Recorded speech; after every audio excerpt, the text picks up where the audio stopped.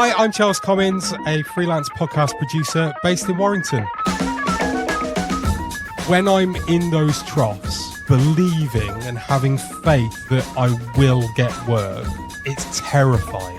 It always comes good in the end, but there is always that fear of, well, what if it doesn't? When you're not working, you feel guilty because you're not working. When you are working, you feel guilty that you're not spending time with your kids or your family or your friends. And then when you are spending time having fun with your family and your friends, you feel guilty because you're not doing work for a client or work on your business or what a never-ending circle of guilt. Freelance podcast producer Charles Commins. Hey, Charles. Hey, Steve. Thank you for doing this. Oh, I'm so excited. As ever, how about we get started hearing how you got started being freelance? I started mainly because of the fact that I had had enough of working in the pub industry. I'd done 8 years of it and had got completely and utterly fed up with it and didn't want to do it anymore, but didn't quite know how to get out of it. And one day handed my notice in without any plan, without any thought of what was going to happen next. I nearly got killed by my partner when I did that and told her. So I had a 2-week notice period that I was serving. And I went to the pub one night, not the pub I was working in, with a couple of friends who are both older than me. And they basically said, you're in a great position because you can literally do whatever you want to do. You have a clean slate. You do not need to think about just going and getting, another job if you don't want to. You can actually go and get one that you want to do. So that rung a little bell in my head. And I'd always wanted it to be on the radio. That had been my one thing when I was growing up all the time. And I tried to get into radio when I was sort of 16. I tried to do some work experience at my local station, which was Northampton 96.6. I didn't manage to get into the work experience for that, unfortunately. But I did go to university, which is where I moved to Warrington. And I did radio production, media studies, open brackets, radio production, close brackets. And while I was there, I got to do student radio, found that I was actually quite good at it and loved it even more than I thought I already could have done. Gave myself a couple of years to try and get into radio after I'd finished uni and it just hadn't happened for me. So I ended up going and getting a job to pay the bills. And that's then a call centre that I did for 6 years. Then I went back to working in pubs, which I'd done when I was very young. And then, yes, I'd had enough of that. So I decided to create my own podcast business after speaking to a friend of mine who I'd went to uni with, done the same course with. He'd created his own podcast production company about a year earlier to what I had done. And he literally said, look, trying to get into radio now is going to be really, really, really difficult. But you could do this. And so I went, okay, I'll give it a try. And here we are 7.5 years later. Amazing. So you wanted to work in radio. You ended up working in call centre and in a pub. Mm-hmm. Well, you were a landlord. A deputy manager, essentially. So it was the big chain that we all know that I refuse to mention these days. I went straight in at management level. I never got to the point where I was an actual pub manager. And that was mainly because when I had my first child, I don't want to say I went part-time. I just reduced my hours. So I worked 3 days a week, therefore doing 30 hours every week, so that instead of putting her into nursery, on the days when I worked, my partner didn't. And on the days that she didn't work, I did. So we managed the childcare ourselves up until the point that she went to, school, nursery, preschool. And by that point, I think I just turned freelance. But I was just fed up with having to do things that I didn't want to do, having to work really late into the night, and then also having to sometimes get up really early in the morning as well. Not really ever feeling like I was having a balance, that work-life balance. Never felt like it was really anything close to 50-50 whatsoever. And I also remember at the time saying to myself, can I see myself still doing this or still working in this industry when I'm 70? And I just thought, hell no, I don't want to do this when I'm that age. No way.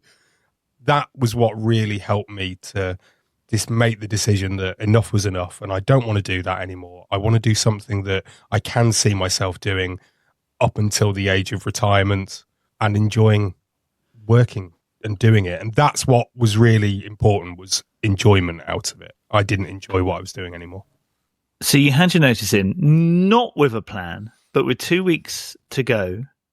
A couple of friends say, you can do anything, which sounds great, but we need some kind of skill, surely. So another one, thankfully, comes in and says, but you trained in this. How about you set up a podcast business? Okay, we've got a 2-week window here. How on earth do you go from not having any freelance clients to then having something that is sustainable and you don't have to go back to working in a pub? Yeah. So first of all, I was quite lucky. So I had shares in that pub company that was going to be, and did give me, around about 6 months worth of wages when I cashed them out. So nice. I gave myself a decent buffer right at the very beginning. I worked my 2 weeks notice without even thinking about really what I was going to do next. I then knew I had, and I gave myself, or rather maybe my partner gave me, 1 month. She was like, you can have a month. And by the end of that month, you must have either a job or know what you're going to do and how you're going to do it. So I was like, okay, this is great. I sat down and worked out, how can I actually create a business making audio content, and spoke with my dad, who had run his own company when he was working. He was an accountant. So he helped me a lot with things like setting up on Company's House and that kind of thing. I then bought myself a microphone, first of all, just a USB plugging in to my very old Dell laptop that I had at the time. I had used Adobe Audition, or rather I'd used Call Edit Pro back in the day when I had first started learning all of this stuff. So I was like, how hard can it be to get back on that horse, if you like? So bought the subscription to Adobe to have that, and then went, right, if I'm going to prove to people that I can do this, I should probably make my own first. So that's where It's All Cobblers to Me came from. So that's my podcast, which is a fans podcast for Northampton Town Football Club. So that is as old as my business is. So rather than going out and trying to get clients straight away, you think, I will start my own podcast to prove that I can do it, and then I can show other people that I can do it. Love it. Exactly that. I basically said to myself, right, what can I talk about until the cows come home? What can I just never have nothing to say about? And I can also kind of make different types of content out of it as well. So although I enlisted the help of, well, initially 2 online friends, we started off with the obvious stuff of just talking about what had happened in the game. And then I went away and found I could actually go and speak to ex-players. And that first episode was a bit of a magazine because it had the interview, it had us talking about the game, it had us talking about what was coming up later for the next game, etc., etc.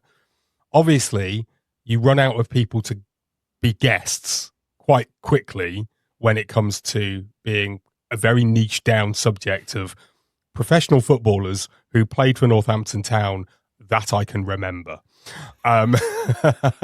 So we did continue to do interviews, but separate them into their own episodes after that.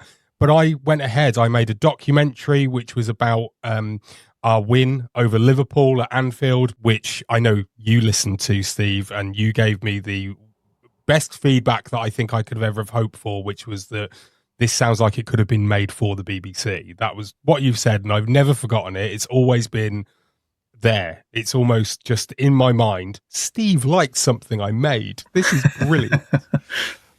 So it was always meant to be a bit of an experiment. I can do different types of podcast content and show people that I can do it using this one show. so that therefore I could then turn around to clients and say, hey, you want me to do a head-to-head, a bit like what we've got now with the Rest Is Everything, where you've got two people talking to each other about a subject, a bit like doing it for the kids, Steve. You've got that kind of content. And I was like, right, I'll make an episode that is just like that, so I can point people to it. I've done all of these different things to basically just turn around and show people I can do it and I can do it really well. Please pay me to do it for you. Wonderful. How then, because remember, so we had the 2 weeks, 2 weeks you didn't do anything, month, you kick in, you reach out to some people who, like a football club, start a podcast. But how did you get those clients? So the first client, I went back to my friend who had told me you could set up a podcast production company. And he said, I've got somebody that you could make a podcast for. So it was somebody that he'd worked with previously, that he knew really, really well. And he even offered to sort of coach me through it. So it's a chap called Patrick, who I still work with occasionally to this day. He'll sometimes come to me and say, have you got space to do a short podcast series for a client? He works in marketing agency, and he wanted to create a podcast to showcase the fact that his company knew what they were talking about with marketing. And so I made a podcast that was called Tech Demand Weekly, which was an interview show. And each episode, I would take a different content marketing genre. So it could have been case studies or video testimonials or LinkedIn, whatever it might be. And I would then go and find a guest who would fit that topic and basically interview them. And because the only bit of me that had really known anything about marketing was through putting posters up in a pub window, marketing how much a pint was that week, I was learning along the way exactly what marketing actually was and how it worked.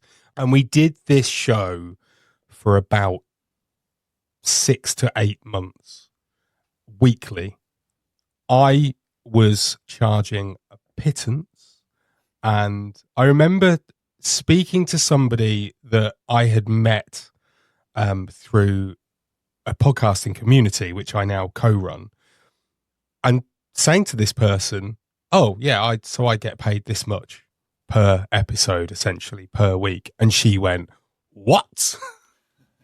How are you doing all of that for just that amount of money? It was under £100. So I was doing everything: research, scripting, finding the guests, arranging the recording time, doing the recording, being the interviewer, then editing it, putting it out online, creating a blog post for the website. I mean, I look back and I go, oh, probably needed at least 2 more zeros for this kind of work, to be honest. But hey, I learned an awful lot doing that, and it really did set me up. And from there, I then did a second podcast for the same person, which was called People in Tech. Exactly the same pretense. It was an interview, head-to-head interview, and I would speak to a lot of people in the C-suite. So chief marketing officers, chief financial officers, CEOs, that kind of person.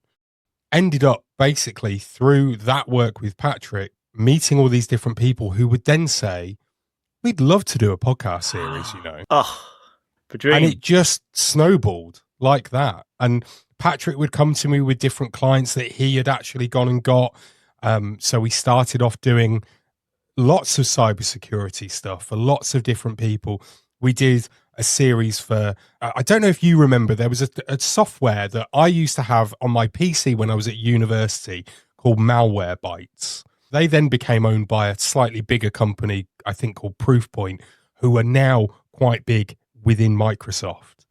So I did at first a podcast series with Malwarebytes, or for them. From that, their subsidiary company then wanted me to make a podcast series for them. And eventually I then made one for Microsoft. All through that one contact that I had from the very, very beginning. It was incredible. Did you start to put your rates up? I did. I love it. So it's proven now then, yes, to your partner, but to yourself that you can do this. How has that evolved over time in terms of the way clients find you? Or are you still milking that one podcast? I would say that a good 90% of my work comes through referrals. I have always felt very, very lucky. Now, I know it's not luck. It is me being very good at what I do. I have to frame it that way because otherwise I get very down when we're in those troughs of freelance life that we all go through. I have to remind myself I'm very good at what I do, and people want to refer me to other people because I've done something good for them already. I do get the occasional one that will come through my website, or they'll have seen me on LinkedIn or Instagram, and I'll get an inquiry, and sometimes that will end up going through to being a project I actually get paid to do. But yeah, a good 90% is through word of mouth, through those referrals. My biggest client at the beginning, so within, I think this would have been the second year that I was going, it actually came through my It's All Cobblers to Me podcast. Another fan, a Cobblers fan, listened to the show, really likes it. His wife worked for a medical company which makes medical products for people. And in particular, they worked for the stoma or ostomy section of this company. And they inquired about me making a podcast series for them. And essentially, I had a retainer with them for 4 years. They were my biggest paying client. And when they didn't renew a couple of years ago, I was like, oh God, what am I going to do now? But even through them, I have got more work. So again, although I wasn't presenting that podcast, I would always be on the recording to make sure that everything went smoothly. I would meet lots of people from different organizations. And I mean, right now I'm working for a charity organization, and they met me because I worked on a podcast series that was for the Association of Stomacare Nurses in the UK last year. And I got that job because I worked for this big client before that for 4 years. So you can see, I can always go, that came from that, that came from that. And I can go back and back and back until I can go, right, all of this money stems from me deciding to make a football podcast. And do you find that when a potential client comes your way via a referral, that it is more likely that you get the job? Yes, absolutely. I have to always keep my feet on the ground. So when I do get somebody come to me who says, oh, such and such a person has told me that you could work for us and we want to do this, my instant reaction is always to go, yes, got one. And then I have to go, wait, there's no contract, there's no invoice been paid. Let's just slow down. I do feel more confident, I think, from the start that it will go ahead. They don't always. There are definitely ones that either, I mean, I've got one at the minute that is just sitting there. I keep chasing. They keep coming back and going, yeah, we still want to do it. When can we, you've been asking about this for quite a long time now.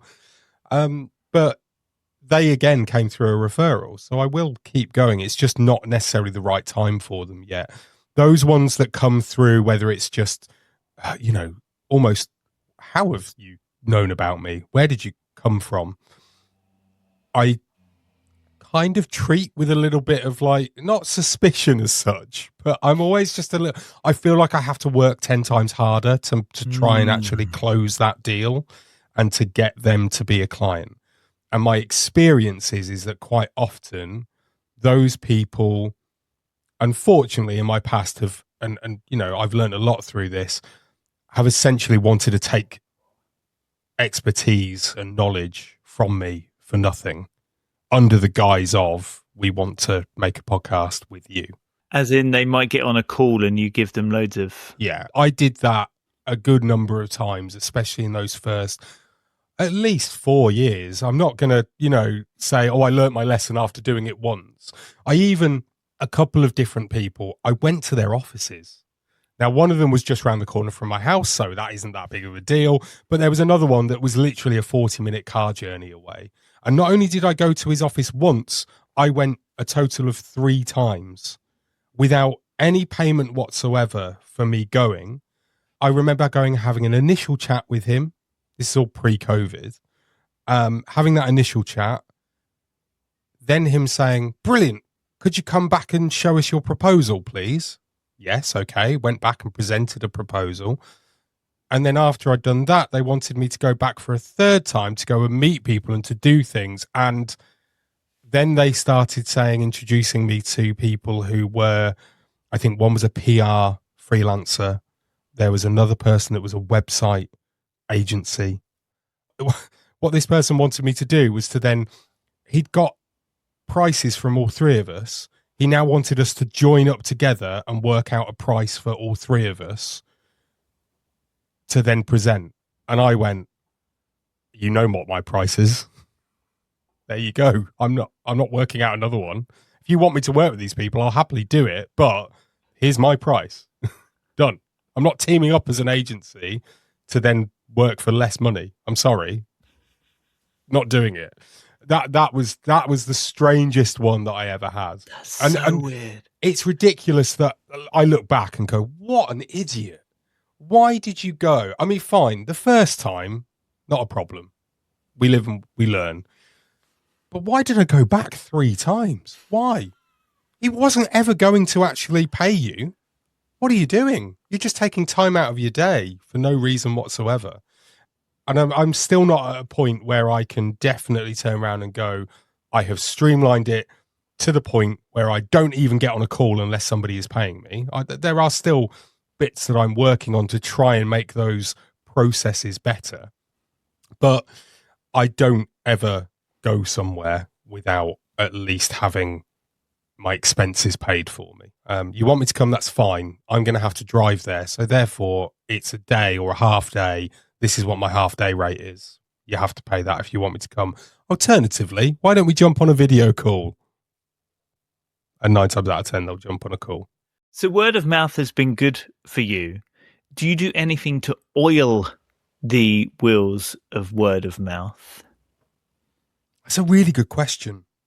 I think I am very customer service focused. So when I'm working with someone, the number one thing that I want to do is make sure that they have a good experience of working with me. So I can obviously do that in a few ways. Make a brilliant podcast for them is the first one.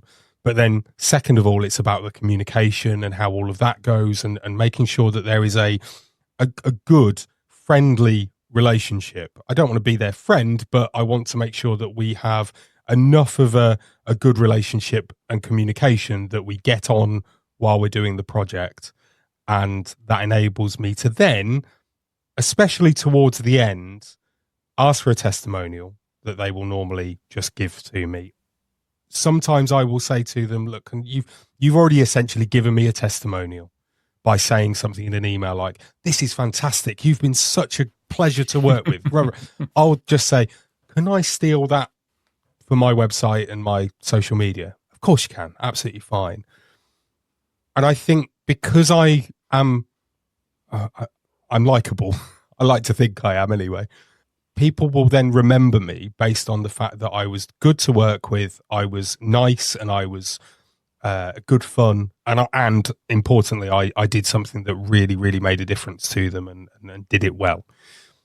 And I will tend to say to them, if you know anybody that would, even if you just hear somebody talking about it one day, just pop my name in. That'd be lovely. And that is literally all I do. It's just that little bit of sort of going, please remember me and, just say my name to people if and when the opportunity arises.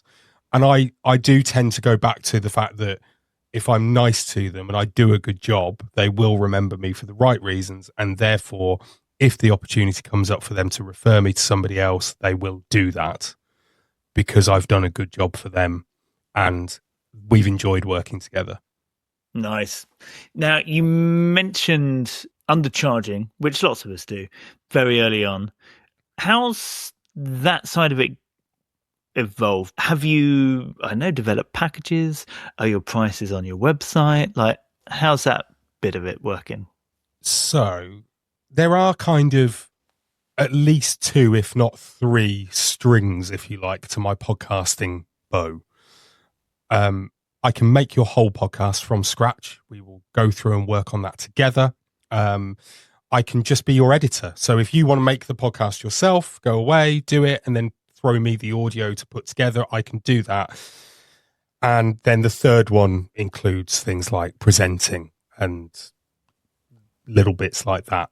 That one doesn't happen so much. But essentially, I have the most amount of different clients, if you like, just as editing people. So I tend to work with a good 4 or 5 different people on their different podcasts each month, not really on a retainer. I basically do the work at the end of the month, send them the invoice for the amount of work that I've done on a episode per episode basis, and they then pay me, and I don't have issues. There are contracts in place as well, so that helps. Therefore, when I take on a new client, when I do the, give them the quote, I basically go, right, what's my current highest price that I'm charging someone at the minute? And I'll go, let's add £25 to it and see if they say yes. And invariably they do. And then what I've got to do is the challenge, which I'm not very good at, is then getting those legacy clients up and moved up towards and match that top price. So that's how I tend always to have done it. And I do that with the full production as well. I've got on my website packages that you can look at and you can see, and they all say starting from, because of the fact that I'm still not in a position, I don't feel, where I can go one size fits all for every client. And I don't want to put out there in black and white, this is how much it's going to cost. And then, I don't know, Steve, you come to me and say, right, I want to make a podcast. I go, yeah, brilliant. And you go, your package on your site says that you can make a 10 episode series for £6,000. And I go, yeah, brilliant, let's do it. And then you turn around and go, right, so what I want you to do is I want you to basically come and follow me around for a year and make a documentary of my life in podcasting, please. And I go, for £6,000? Oh, shoot. So there isn't, it's an irrational fear, but there is a genuine fear that if I put my prices there and say, this is what it's going to be, that I will be taken advantage of and not really have a place to stand in trying to rebuttal that. So yeah, I have it on my website. It says from, and then every so often I will go, let's just bump that up a little bit. Usually by like £100. It's not much. I am always scared. So scared to put my prices up. I have literally been saying to myself, so we're recording this in the middle of March. So I take my year as starting in April with the financial year. And every year I go, I should put my prices up in April. So therefore I need to send an email out at the beginning of March saying your price is going to go up and this is what it's going to be. Have I sent that email, Steve? No. We can hit pause for a little bit while you send that email if you want. I've got a template as well. Right, and that's what's so annoying about this. I have a template. I'll just take a moment to, speaking of email, the Being Freelance email. He's still looking at me. Why are you not sending the email? Get your inbox full of Being Freelance. Just go to beingfreelance.com and fill in the thing, and then I send you the thing all about freelancing. It's very simple. It's email marketing, isn't it? Right then. Did you send it? We'll say yes for the magic of podcasting. For God's sake. Now, one of the things that you mentioned, when you were working in the pub was about work-life balance, late nights, early mornings. So how's that side of it gone for you? I mean, it's better, but I wouldn't say that I've cracked it. So initially, it worked really, really well. My daughter started going to nursery, then went into school, same place, so it was nice and easy. And I would therefore basically work 9 till 3-ish while she was at nursery and school. I had a home office. It worked really, really well for a good number of years, up until the point where we then started having another baby with a huge age gap in between. That age gap meant that both of us had forgotten what it was like to have a baby. That year that Nick was on, well, gearing up for birth and then maternity was my best year. My best year, because I could work whenever I wanted to. I could work from 7 a.m. until I was basically like, I've done for the day. It's 3 o'clock. It's nice. The sun's shining. I'm going home. I was so productive and I had my best year. I got so close to that VAT threshold. I was actually going to my accountant and saying, how do we just like bring this down? Because I don't want to have to start paying VAT. Thank you. And it was a brilliant, brilliant, brilliant year.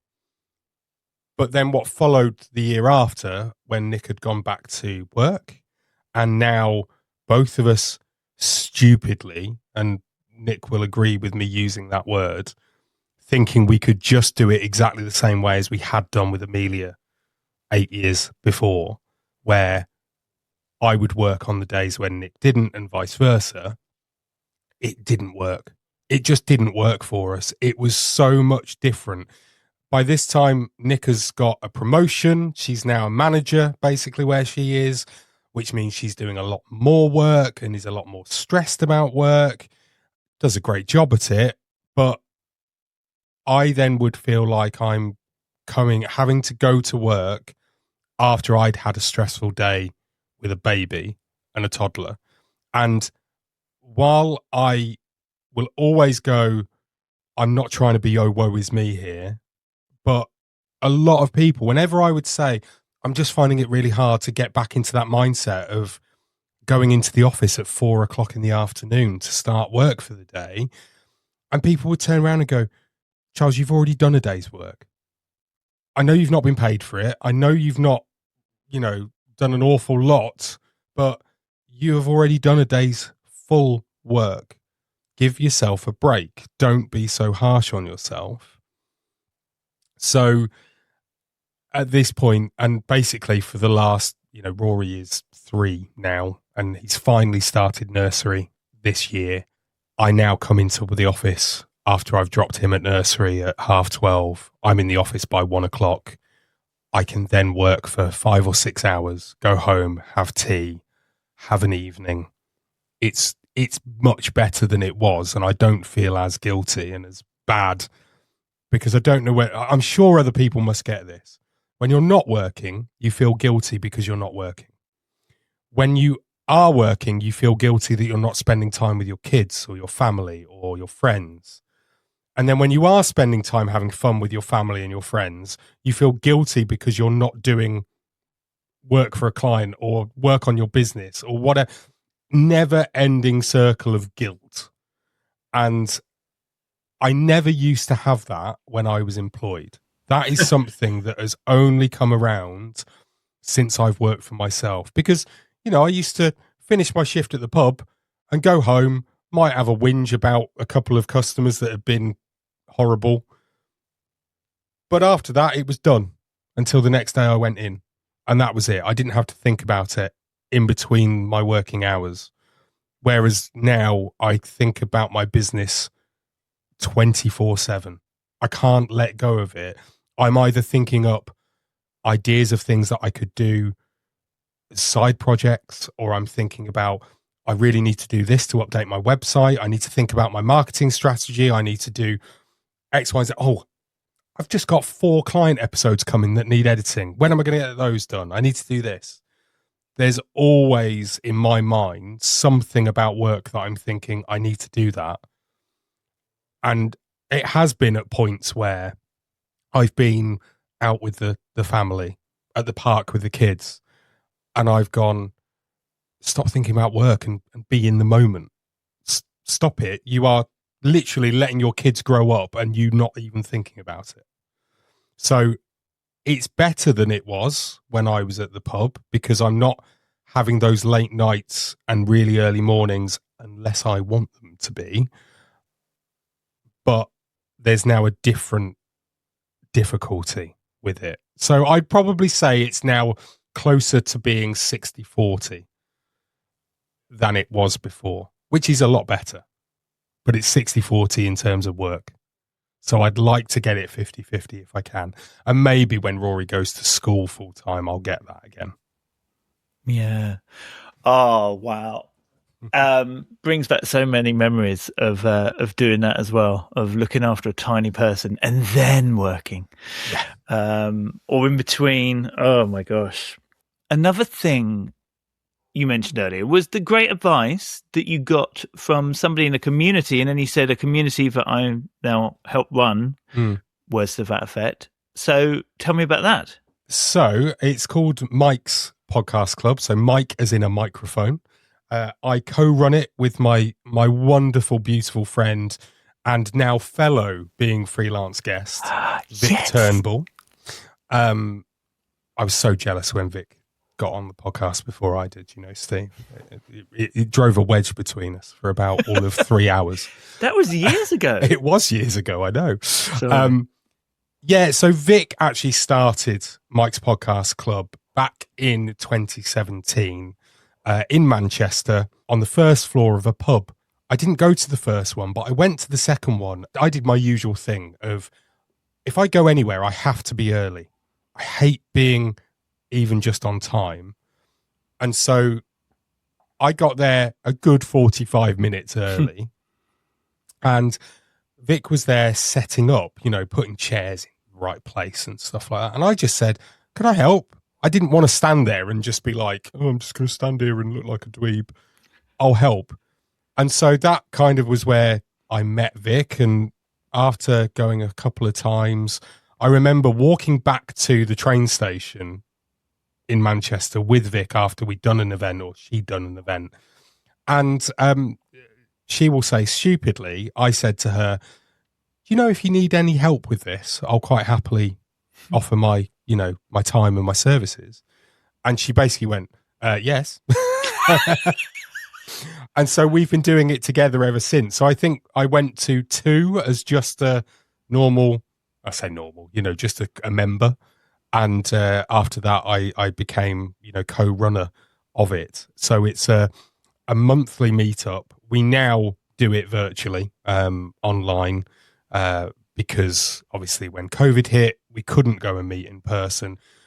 So we took it online. And of course, what happened then was that we got loads more people coming from all sorts of different places. It was no longer just people from Manchester. It was people from around the UK. We even have Americans, Canadians, Australians, if they can come at the time, with the time difference and everything.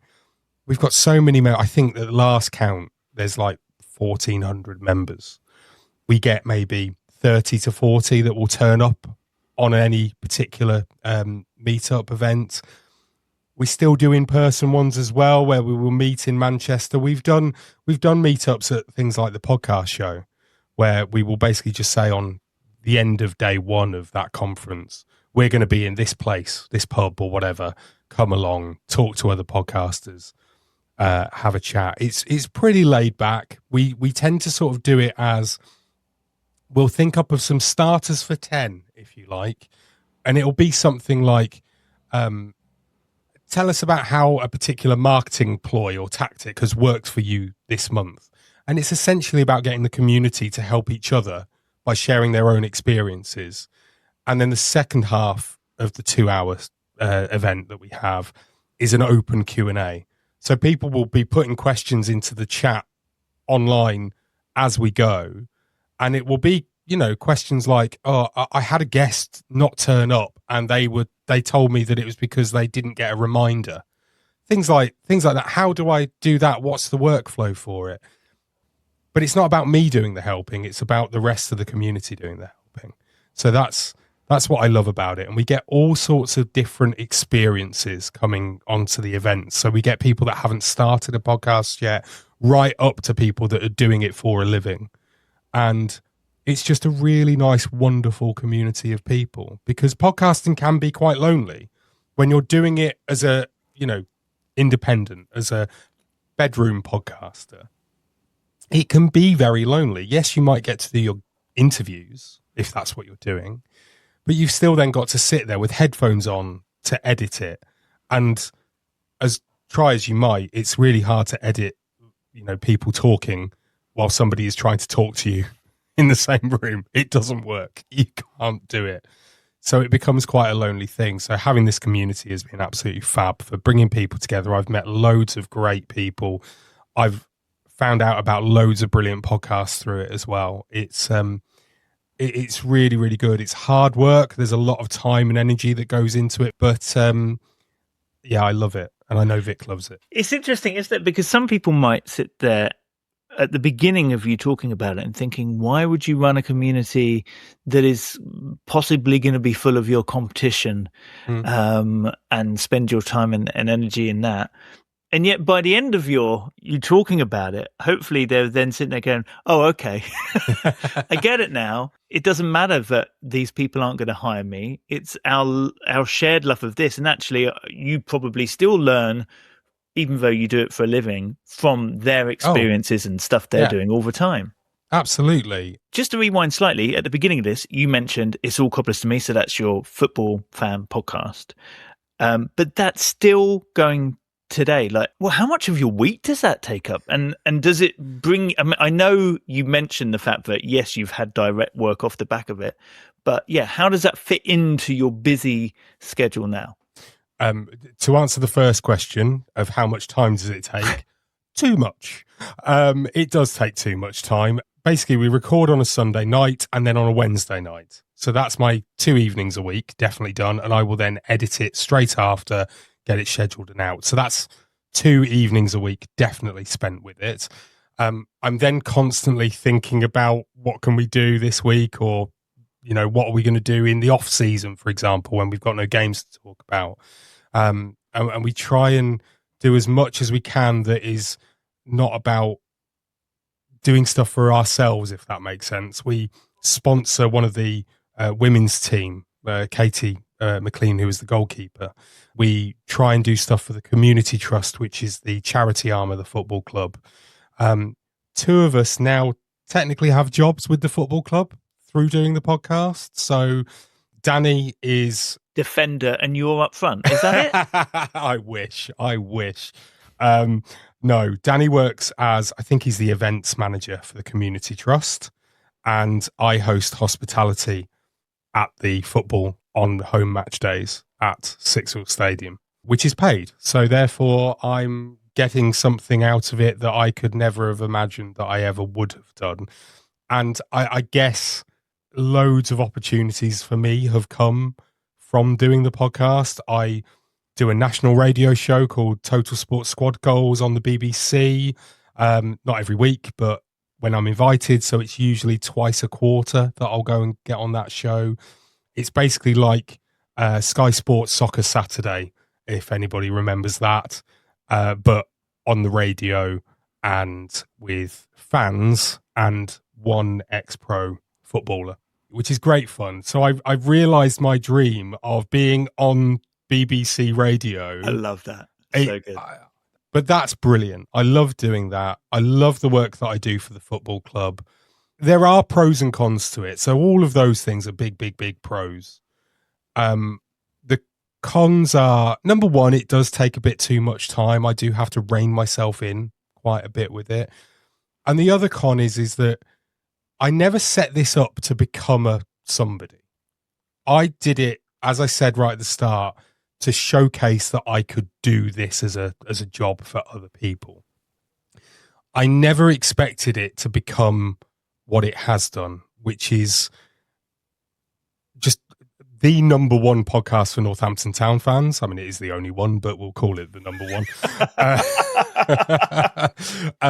We have a Patreon community that's got over 100 paying members in it. I've met so many people, so many friends that I now would call them friends through that community. We have done, day trips. We've gone to away games together. We've met up before the football. We've done, little meetups that aren't even around the football. We've gone bowling together. We've done all of these different things that have been so much fun.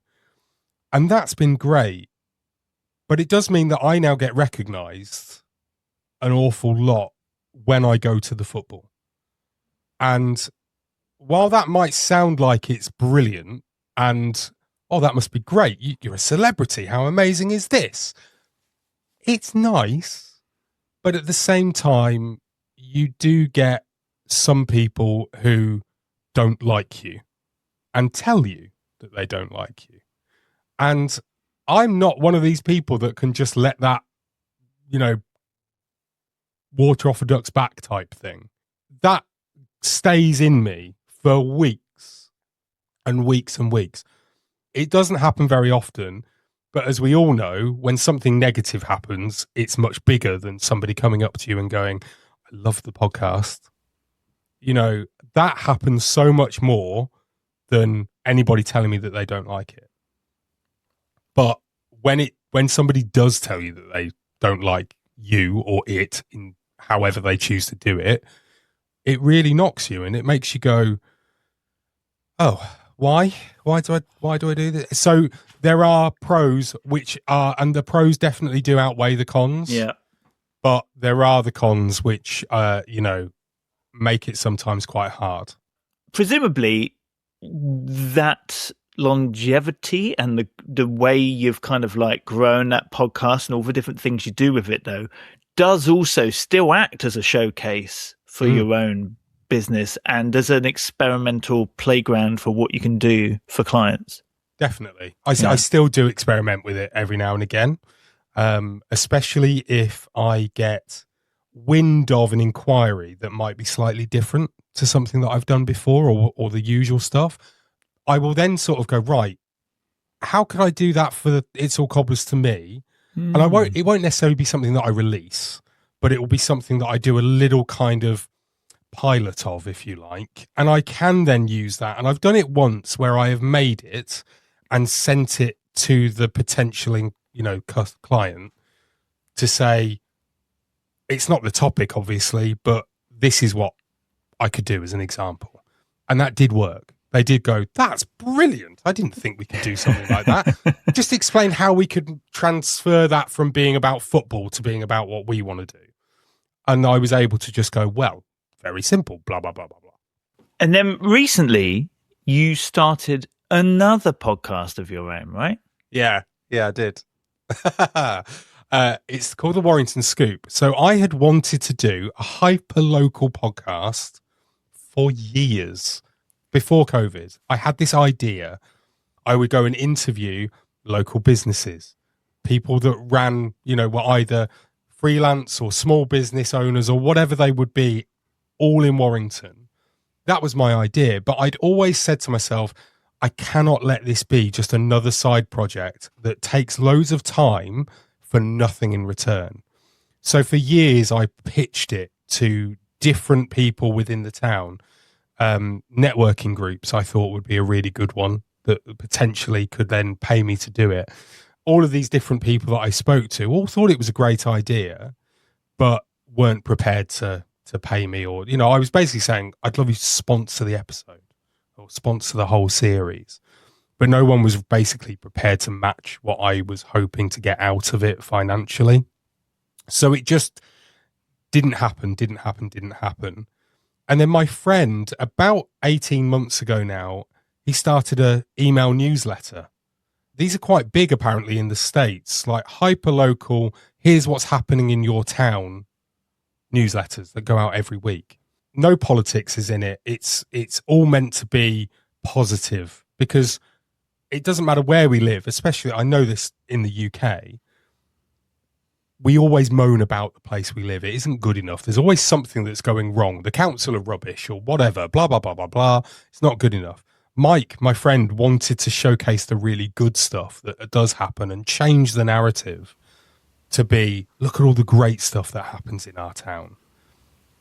And almost as soon as he'd started the newsletter, I said, you know what would work really well with this?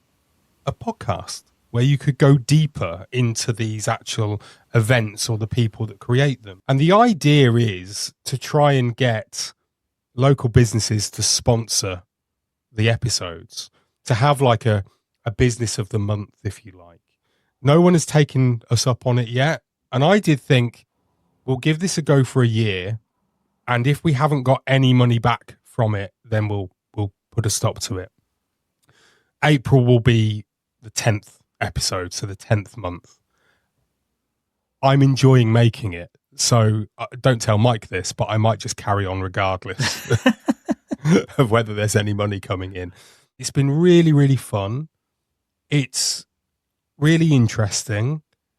It does take a little bit of time out of my life each month, but that's why it's a monthly episode, because I was like, I already do a show that doesn't bring in that much money, that I do 2 episodes, 3 episodes now a week. I need to just, yes, do it, but on a smaller scale. And it works really, really well. I'm really pleased with what it's doing. Yes, I'd like a little bit of ROI for it, but I'm happy that I'm meeting people in my community. And the aim is at the moment for me to say, I do this for a living. If you ever want a podcast, here I am. So although I might not be getting cash money from it right now, I may well be able to attribute money to it, just like I have done with It's All Cobblers to me. Brilliant. Plenty more to come with Charles yet, but as I mentioned, he is in the community. You could be too. You are not alone. Being Freelance. Come along and find your fellow freelancers at beingfreelance.com. Click on community.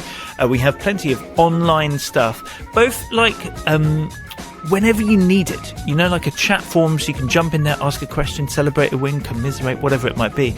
But also we do some extra live podcasts. We have live co-working regularly. Also some space just to hang out socially, both online and in person at events as well. In April, we're doing like an art day where we're all meeting up and having like a day away from our laptops. Actually, we're making pop-up cards, like business cards, if you fancy joining us. Anyway, it's such a lovely space, full of lovely people, just like Charles.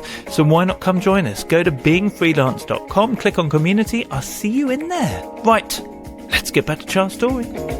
You have a co-mentor, right? Yes, Amy. How did that come about and how's that been? So that came about because I heard the Friends with Business Benefits podcast, which is Frankie and Charlie, and they do their co-mentoring as a podcast, which is brilliant. So they were the first people that kind of introduced me to co-mentoring and what it was. And I realized that you don't have to do the same, job as each other to do this, to help each other out. Then I knew you and Frankie were doing it. And I kind of just sort of went, I want a bit of that. I'm trying to remember how I actually approached Amy with it. I think we'd met a few times through Being Freelance co-working, I think, and a couple of other online things.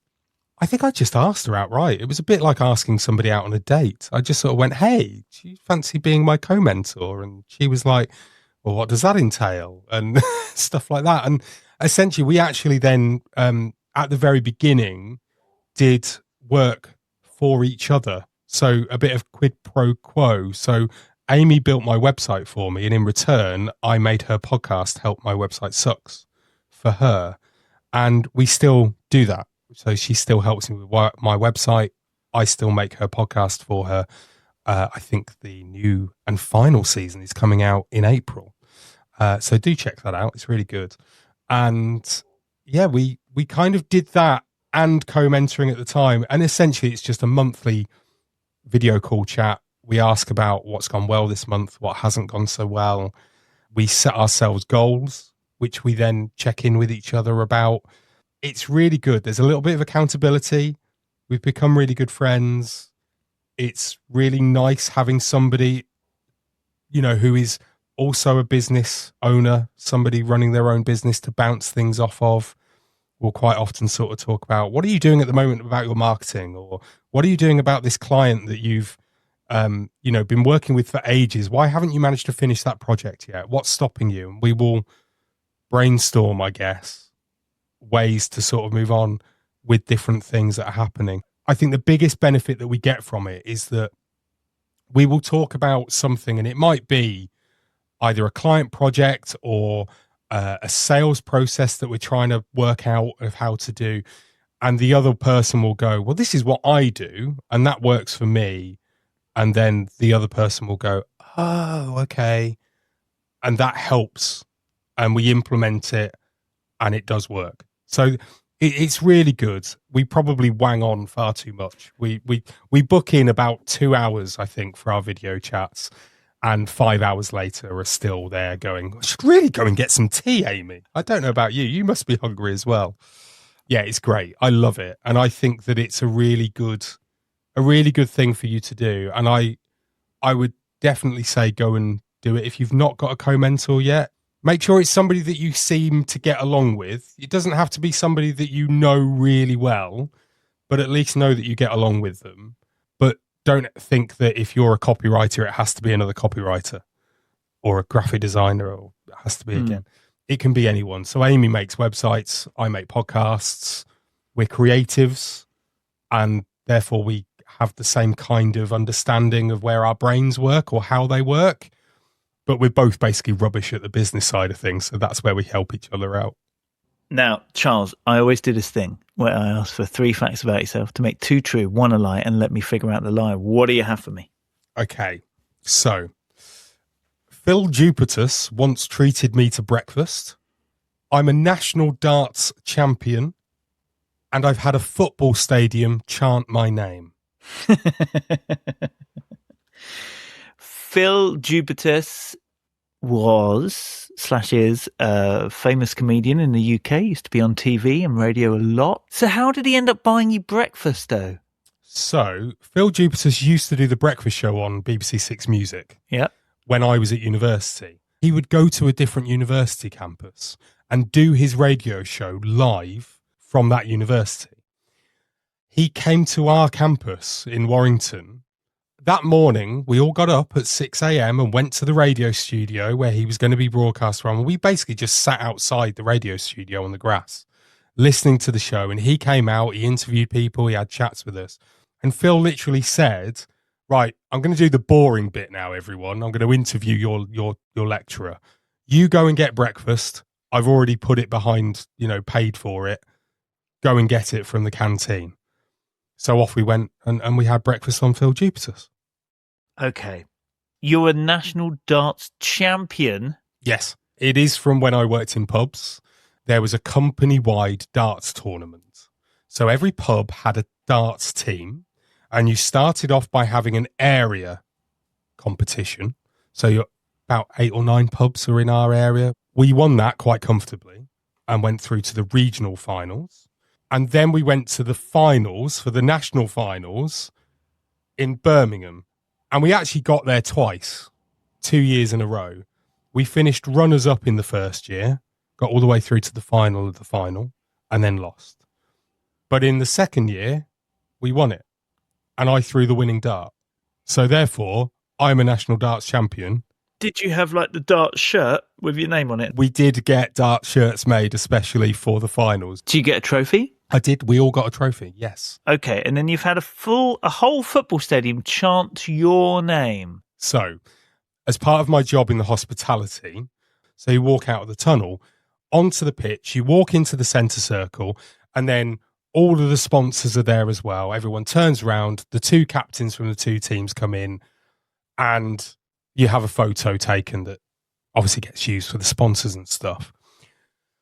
Sometimes it might be raining when you're walking onto a football pitch, and a football pitch, when you're not wearing studs, can be quite slippery. I basically was walking out and I slipped and fell on my bottom. And my friends that were in the stand started chanting my name, saying, he fell over. That Charles Commins, he fell over. And as football chants do, it gathered momentum. And so therefore the stadium started. It was the most embarrassing thing that has ever happened to me. Oh my, okay. The darts, even if they did have darts team, they did have a tournament. Does that mean you got to the final? I don't wish to doubt your darting prowess, but out of these 3 options, I have to pour water on that one. You are not a national darts champion. You're wrong. I am. I have never fallen over and had a stadium chant my name. I'm a professional, Steve. I walk out very, very carefully ahead of the match. And yes, I have never once fallen over. Oh, that was so believable. What would you say you have found the most challenging thing about being freelance? I've always struggled with finding new clients, which is weird to say that because they always come. But my issue is that we'll have those peaks and troughs, and the peaks are great. But when the troughs come, I'm always like, what am I actually doing to try and get clients? And because most of my work comes through referral, there isn't anything really I'm doing to make that happen. It just happens when it happens. And so every time I get to the point where I'm in a trough, I'm like, I really should have done some marketing. I really should have got this done. So when I'm in those troughs, believing and having faith that I will get work is the work. It's terrifying. It always comes good in the end, but there is always that fear of, well, what if it doesn't? And that's the bit that is the biggest challenge, I suppose. So not really getting the clients. The challenge is believing that you will get work when you're not getting it. It is frightening. And even though it does always seem to work out in the end, it literally makes my hair stand up on the back of my neck thinking about it. I am very, very lucky, and I want to make sure that I say this. I was able to quit my job because Nicola had a very, very secure job herself that paid well. The money that I earn is subsidiary to that. But I understand my privilege in this situation. I was able to do it, and not everybody can. And so even when I'm worried about, is there going to be work coming through, I remember that if the worst comes to the worst, I pay for my rent of my office, I pay for my subscriptions that I've got, and I just don't pay myself. I know that as a family, we will still survive. We will still be able to pay the mortgage. We will still be able to pay for food. And that is a very privileged place to be. But even so, and again, this is a traditional way of thinking, but as a man, I can't help myself feeling like I should be providing. And even though equality, is getting better, it's nowhere near as good as it should be, of course, but I still always want to be the main breadwinner, despite the fact that I don't need to be, and despite the fact that I'm definitely not. Charles, it's been so good to talk to you. If you could tell your younger self one thing about being freelance, what would that be? Oh, it's so much fun. Honestly, I mean, yes, there are times when it's hard. You are running a business. Like, regardless of the fact that you call yourself freelance, you are a business owner and you are trying to do everything as best as you can for yourself. But I have never met such a beautiful bunch of people through being freelance. And I mean that as in me being freelance, but also what you've created, Steve. It's an absolute pleasure to have been able to make so many new friends. I would never have met those people had I not gone freelance. And so the one thing that I would probably say is you're going to have a great time meeting loads of brilliant, exceptional, wonderful people. There are too many to name. There are so many wonderful communities. Of course, there's Being Freelance, but there's Freelancer Magazine. There was Freelance Heroes, which was one of the first communities that I think I found. There's Doing It for the Kids, but there's so many more as well. And they're full of wonderful people that all understand what it's like to be self-employed. To steal your phrase, you're not alone being freelance. And just remember that and enjoy it because it is so much fun.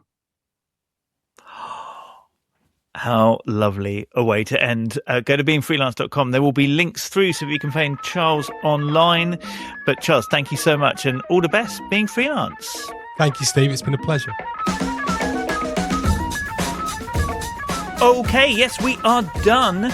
Charles mentioned the Doing It for the Kids community and podcast. If you don't know, that is for self-employed parents. Do check it out.